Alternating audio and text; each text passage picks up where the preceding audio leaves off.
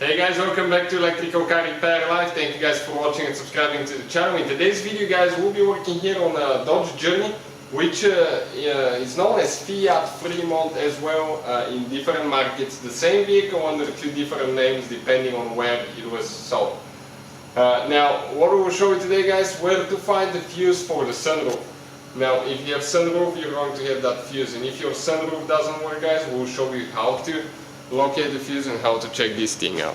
Let me quick guys introduce you to the channel and tell you that we'll have more than 200 videos on this car, so please subscribe to the channel guys. Our goal is to save you as much money as we can here at the shop.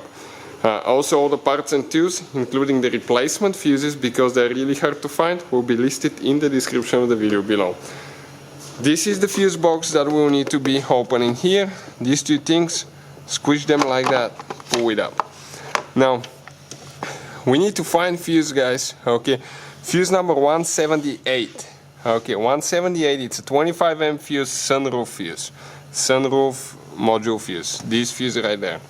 We'll grab the puller, go on top of it, wiggle it, pull it out. I'll go ahead, grab a new one quick.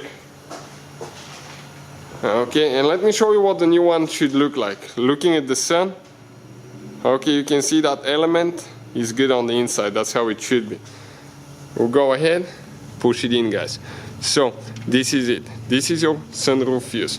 Now also we'll have so many engine codes videos guys, taking the whole car apart, more than 200 videos, programming and all that stuff. So if you guys need help with anything specific on a Dodge Journey or Fiat Freemont, don't hesitate to drop a comment and we'll do our best to make a video for your problem. So thank you guys for watching and see you guys next time.